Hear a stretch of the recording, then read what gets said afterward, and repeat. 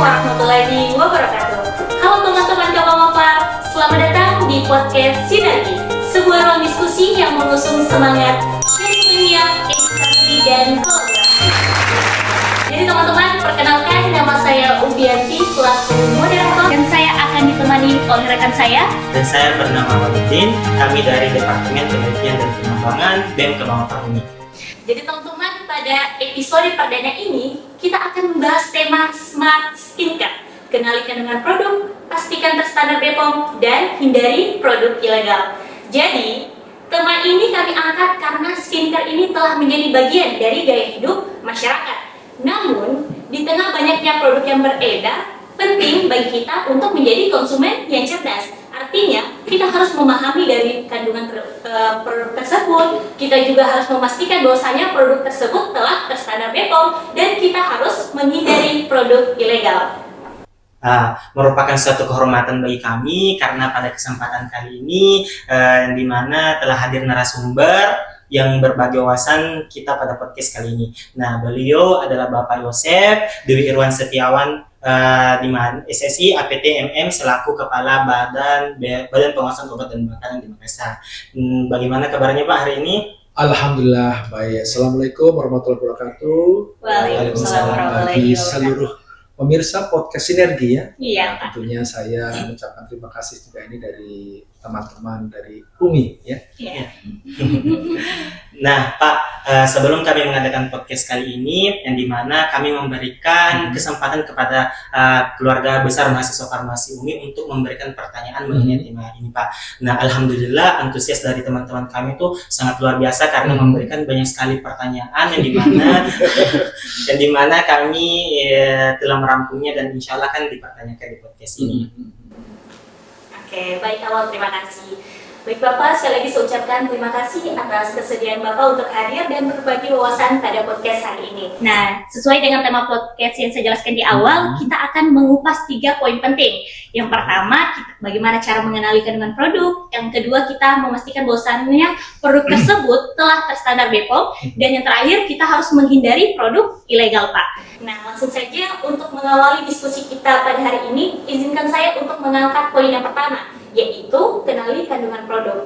Jadi Bapak, mengapa sih penting bagi masyarakat untuk mengenali kandungan yang terdapat dalam produk skincare sebelum memutuskan untuk menggunakannya? Selain itu Bapak, bagaimana sih cara kita untuk menghindari produk yang tidak sesuai dengan izin edar BPOM Bapak? Baik Mbak Ufi, pertanyaannya lumayan berat ya. Jadi gini, pertama tentunya kita kembali pada definisi kosmetik dulu. Kosmetik merupakan suatu sediaan yang digunakan untuk bagian luar tubuh kita, pada kulit epidermis ya, pada rambut, kemudian pada bibir, kemudian pada mukosa mulut, kemudian pada feminine chin, seperti itu yang fungsinya untuk memperbaiki penampilan, untuk mewangikan ya, kemudian tapi digunakan dalam kondisi sehat gitu ya. Jadi kosmetik ini pertama adalah bukan obat. Kenapa perlu kita kenali apa kandungan-kandungan dalam kosmetik tersebut? Karena tentunya saat ini kosmetik sudah menjadi suatu tren. Kalau dulu kita bicara kosmetik pasti lari ke kaum hawa, perempuan gitu kan. Tapi sejatinya saat ini semua orang ingin terlihat menarik, ingin terlihat lebih ganteng, lebih cantik, lebih rupawan seperti secara alamiahnya. Nah sekarang bukan hanya saja ranahnya di perempuan, tapi juga laki-laki. Dan kosmetik ini juga digunakan bukan hanya untuk yang dewasa, termasuk anak-anak, ya. Kemudian remaja, dewasa, bahkan sampai meninggal. Karena ada beberapa budaya saat kita meninggal adalah dirias. Kan ada seperti itu ya, dirias. Ya jangan sampai bahwa dia sudah meninggal pun ternyata digunakan kosmetiknya kosmetik tidak aman. Yang mau berkurangkan kan saya sudah meninggal masih dianiaya kayak gitu kan. Artinya inilah yang tentunya penting kita untuk memastikan bahwa kosmetik yang digunakan adalah tidak ada kandungan-kandungan berbahaya. Seperti contohnya apa? Tidak ada kandungan merkuri, tidak ada kandungan hidrokinol, tidak ada kandungan asam retinol atau merah K3 yang tentunya itu bisa berisiko pada kesehatan.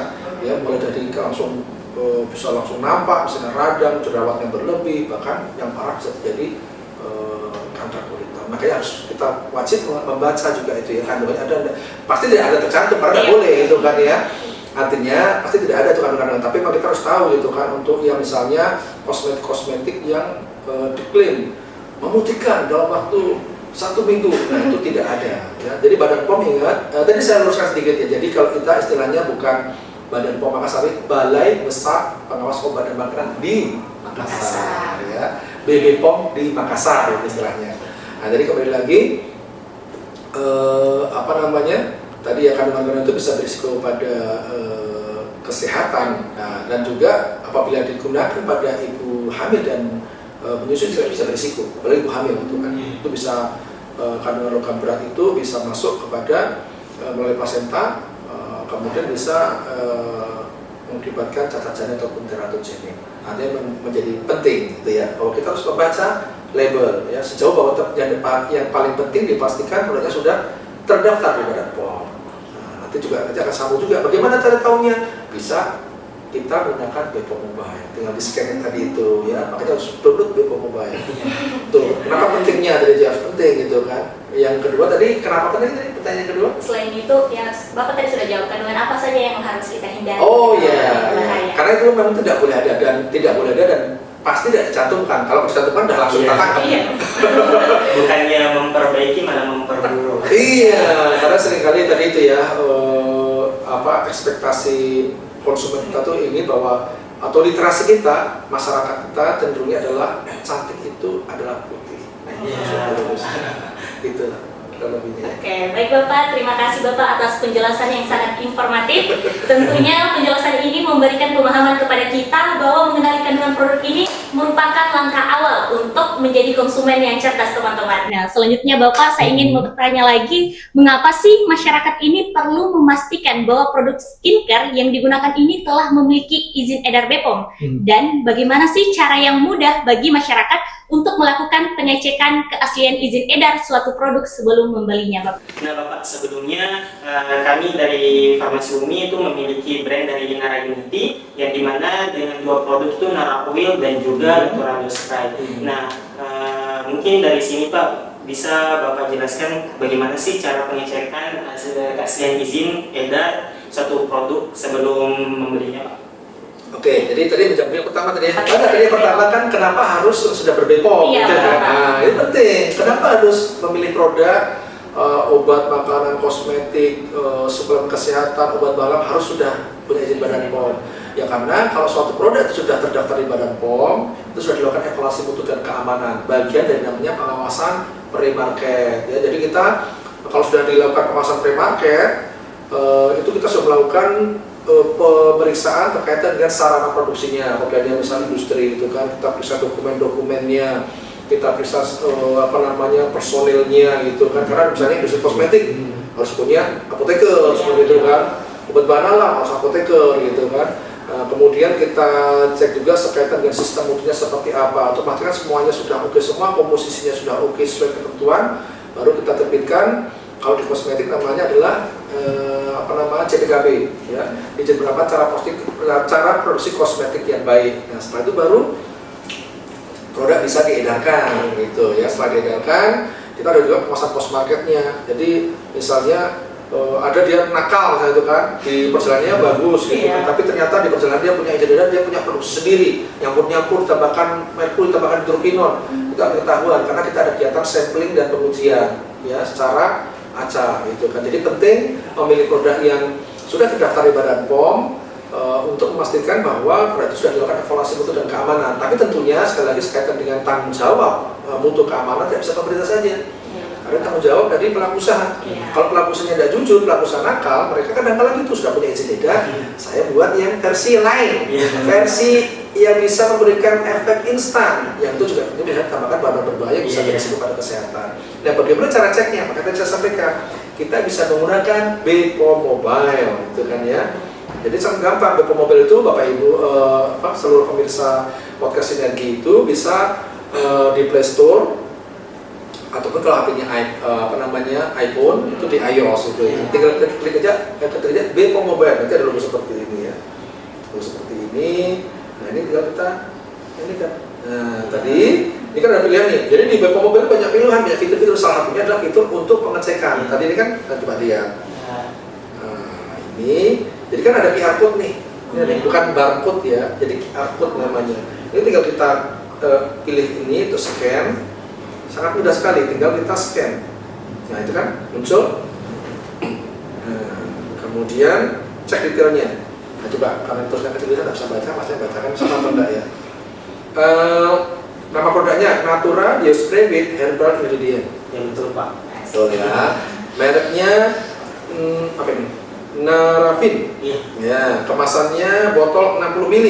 Iya Pak. Bentuk sediaan cair. Kemudian nomor isi edarnya NA 8 berapa itu? 18 25 09 01 06. Nah betul ya, betul. Karena terlalu kecil saya lupa ada baca cara ya. Artinya inilah salah satu tools yang sangat penting diketahui oleh masyarakat untuk memastikan legalitas produk. Ya, ini sangat ibaratnya kita menyebutnya informasi obat dan makanan dalam genggaman. Ya, selain untuk mengetahui legalitas produk, ini juga bisa untuk apa namanya itu? Istilahnya untuk juga untuk pengaduan ya, bisa untuk ada berita-berita di sini, bisa untuk pengaduan. Misalnya ada masyarakat yang melihat, oh di sana ada jual kosmetik ilegal, itu bisa lapor di sini. Ya, bisa untuk apa namanya banyak informasi terkait dengan peraturan-peraturan, kemudian juga ada berita-berita kegiatan Badan POM. Jadi bisa sangat bermanfaat. Makanya sangat penting masyarakat untuk dapat mendownload Bepom Mobile. Dan artinya kalau ini suatu produk ini nanti kita cek, artinya sudah sesuai. Produk ini adalah sudah ternotifikasi ataupun sudah kalau kosmetik ternotifikasi, kalau yang tadi obat bahan alamnya sudah terdaftar di Bepom ya. Tentunya ini merupakan bagian dari komitmen Bepom untuk adaptif kaitan dengan perkembangan teknologi. Tidak perlu lagi ngecek itu, tapi bisa dalam genggaman gitu kan, bisa dimanapun kapanpun cek legalitas produknya. Nah, sekedar informasi teman-teman bahwa dari brand Naranjati ini yang dimana Naroil dan juga Natura Diospray itu terbuat dari bahan alami. Oke. Oke, baik Bapak, terima kasih atas informasi. Semoga ini menjadi bekal bagi teman-teman agar lebih teliti dalam memilih produk skincare yang aman dan legal. Baik, kita masuk ke poin ketiga Bapak, yaitu hindari produk ilegal. Pertanyaannya, kan Bapak di tengah maraknya peredaran produk skincare di pasaran maupun platform digital, bagaimana sih masyarakat dapat mengenali produk yang diduga ilegal? Dan apa sih resiko yang dapat ditimbulkan dari penggunaannya? Dan langkah apa yang sebaiknya dilakukan apabila menemukan produk yang dicurigai tidak memenuhi ketentuan tersebut, Bapak? Ini kosmetik kita Iya, ya, kosmetik. ya. Karena kan Bepom ini kan Luas. banyak Iya, kita iya. ada obat, ada makanan, ada kosmetik, ada obat bahan alam, ada suplemen. Nih, jadi khusus kosmetik Iya, ya. kosmetik. Tentunya bagaimana cara mulai ya tentunya kita bisa lihat dari penampakannya saja lah gitu kan. Secara penampakan bisa suatu produk ilegal itu dia tidak mencantumkan nomor izin edar. Kalau kosmetik tidak mencantumkan notifikasi. Ya, tidak adanya nomor notifikasi itu sudah jelas tidak usah dibeli. Ya. Apapun, siapapun yang klaim mau influencer, selebgram terkenal followernya 1 juta pun tidak usah dibeli. Karena apa? Karena kalau produk tidak terdaftar di Badan POM, tidak memiliki izin edar Badan POM, itu artinya belum dilakukan evaluasi untuk keamanan. Kalau belum dilakukan evaluasi untuk keamanan, tentunya ada resiko-resiko kesehatan di sana, gitu kan. Kita kan tidak ingin beli kucing dalam karung, gitu kan. Belum ada izin edar, itu kan bahaya nanti kan. Nah, tentunya tadi itu pertama kita cek labelnya apakah ada nggak izin edarnya. Kalau ada izin edarnya tentunya ya tidak usah dibeli ya. Kemudian pastikan dia juga apa istilahnya itu lengkap informasi dalam labelnya, komposisinya, kemudian nama produsen di mana atau pembuatnya siapa, pemilik izin edarnya siapa gitu kan, untuk siapa. Kadang-kadang kan kita tidak perlu untuk industri kosmetik, kita tidak perlu punya pabrik, kita bisa maklun namanya istilahnya ya, dikerjakan di industri yang sudah punya sertifikat full aspek CPKB. Jadi kalau yang masih pemenuhan golongan aturan B itu tidak boleh, tapi yang sudah boleh maklun untuk menerima kontrak produksi itu yang sudah punya full aspek cara produksi kosmetik yang baik, itu baru boleh dia terima maklun seperti itu ya. Nah kemudian komposisi dibaca, khawatirnya kita ada alergi harus kita baca. Ya kemudian cara penggunaannya bagaimana, jangan sampai salah gitu kan. Itu perlu diperhatikan, misalnya supporter rambut itu kan salah itu didekatkan apa misalnya yang bisa meledak seperti itu kan itu bisa berisiko. Kemudian aturan pakai, kemudian expirednya juga perlu untuk diperhatikan. Tapi yang terpenting juga sebelum menggunakan untuk dites dulu ya. Kalau yang penting dia sudah harus terdaftar di Badan POM. Tapi kalau setelahnya itu adalah ya tadi baca label, cara penggunaannya, expirednya gitu kan. Kemudian tes dulu. tesnya di mana? Di bagian belakang telinga kita. Nah ini bagian yang sensitif. Kalau dia reaksi-reaksi gatal, kemerahan, bengkak, itu reaksi alergi jangan digunakan.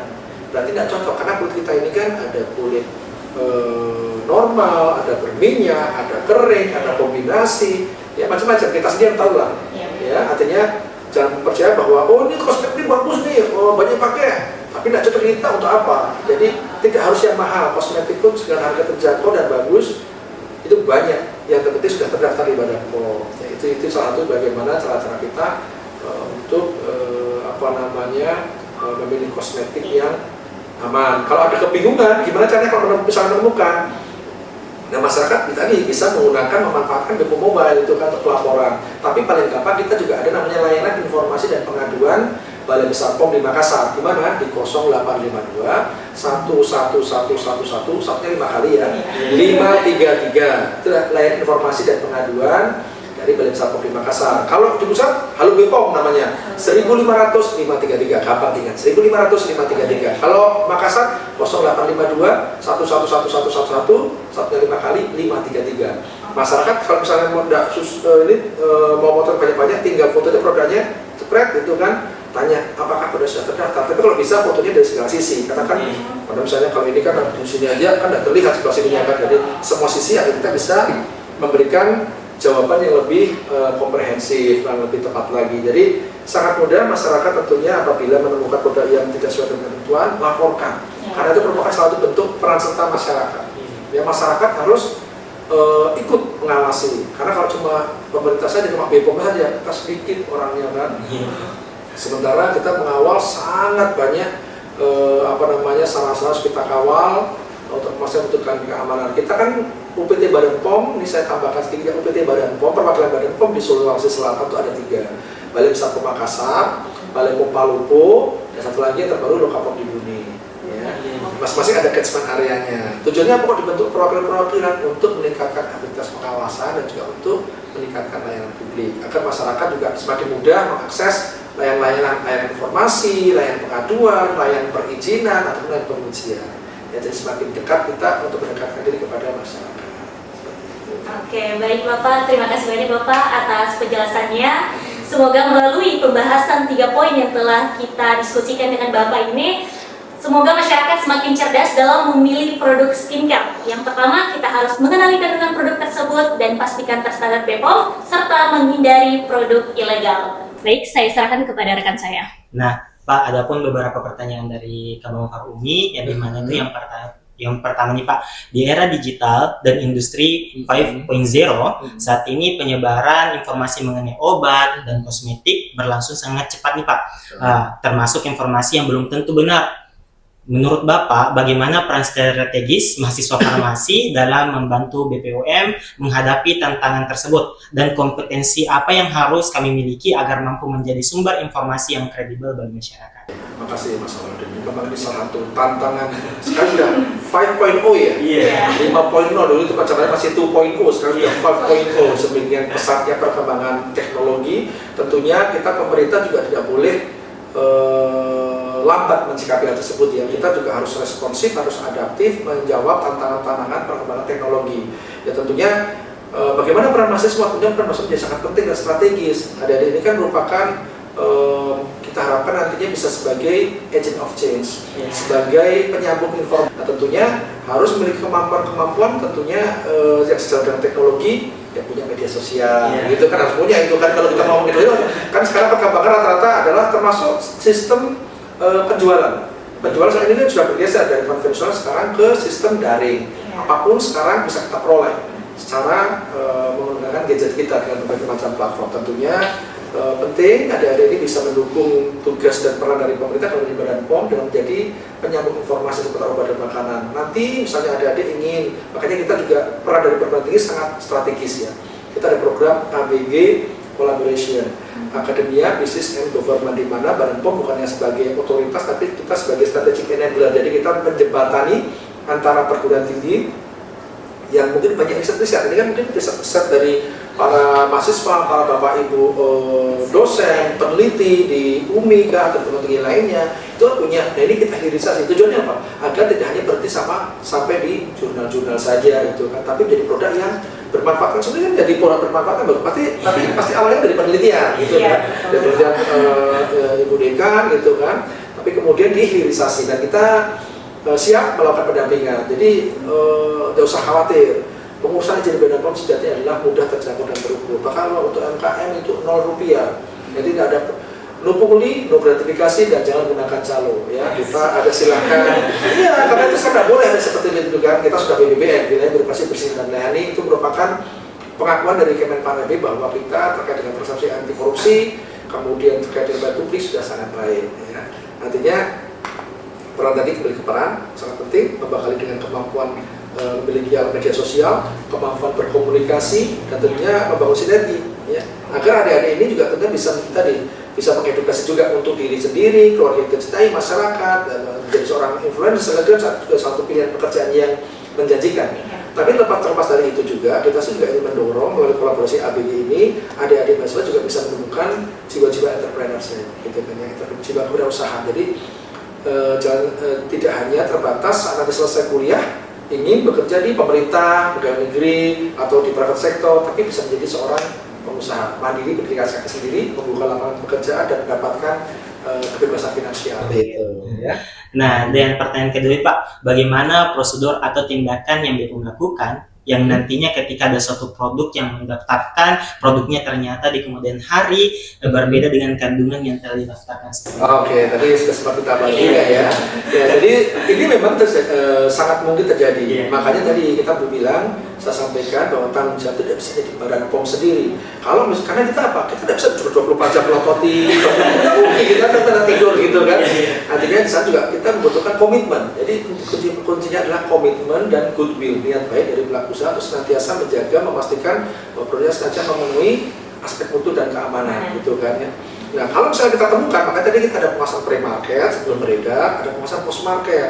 Setelah beredar, nah kita diangkat, kita awasi juga itu kan produsennya. Misalnya dia produsennya, kita cek apakah dalam proses produksi itu ada tidak pelanggaran-pelanggaran terkait dengan ketentuan. Kalau ada, kita berikan sanksi administratif, bisa peringatan keras. Tapi kalau ternyata ditemukan dengan berbahaya, bisa kita penghentian sementara kegiatan sampai sanksi hukum pro justisia.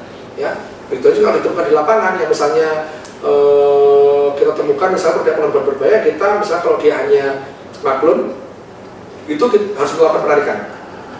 Tapi kalau ada indikasi bahwa ternyata dia memang memproduksi juga pabrik yang benar itu sebenarnya tidak ada kandungan berbahaya, dia punya pabrik, punya rumahan sendiri yang untuk produksi, itu bisa kita proses hukum. Itu kita kenakan sanksi, biasanya kita gunakan Undang-Undang Kesehatan nomor 13 tahun 2023 tentang kesehatan pasal 45 junto 138, yaitu memproduksi atau mengedarkan sekian farmasi dalam bentuk kosmetik yang tidak memenuhi persyaratan mutu keamanan. Sanksinya adalah pidana penjara paling lama 12 tahun dan denda paling banyak 5 miliar. Artinya saat mereka bermain-main dengan hukum, bermain-main ingin mencari keuntungan secara dengan mencelakakan masyarakat, dia harus siap dengan sanksi hukum yang menanti gitu. Kita harus melindungi masyarakat. Dan ini peran dari semuanya ya, masyarakat, pelaku usaha, akademisi, termasuk ada ini sangat penting untuk berani melaporkan ya apabila memang ada hal-hal, termasuk yang memang saat misalnya lagi search di media sosial tidak muncul ada klaim, kemudian istilahnya apakah sudah ber-BPOM? Tidak perlu BPOM, ini bisa dilantik foto, kirimkan 0852 1111533 agar kita tidak lanjuti. Nah, inilah fungsi peran pentingnya ya. Pengawasan, semua melakukan pengawasan semesta kalau satu itu. Semua mengawasi gitu. Kalau cuma pemerintahnya kan terbatas. Iya betul Pak. Oke, terima kasih banyak Bapak atas seluruh ilmu dan wawasan yang telah dibagikan pada podcast hari ini. Sebelum kita mengakhiri kegiatan ini, kami memohon kesediaan Bapak untuk menyampaikan pesan atau closing statement kepada seluruh teman-teman Kabamafat UMI yang mungkin nanti akan nonton video ini. Baik, tentunya saya mengucapkan terima kasih dan apresiasi ya sekali lagi untuk Kabamafat UMI ya. Tentunya suatu hal yang sangat baik, suatu hal yang positif. Dan tentunya saya mendorong kita semua untuk menjadi konsumen yang cerdas, konsumen yang bijak dengan cara apa? Cek klik, kita punya tagline. Apa itu cek klik? Pertama, cek kemasan. Pastikan saat kita beli, sebelum kita membeli ataupun mengkonsumsi obat makanan, cek kemasan dulu. Pastikan kemasannya utuh, tidak rusak, tidak berlubang, tidak penyok. Jangan punya penyok, ada diskon di 50% dibeli kan?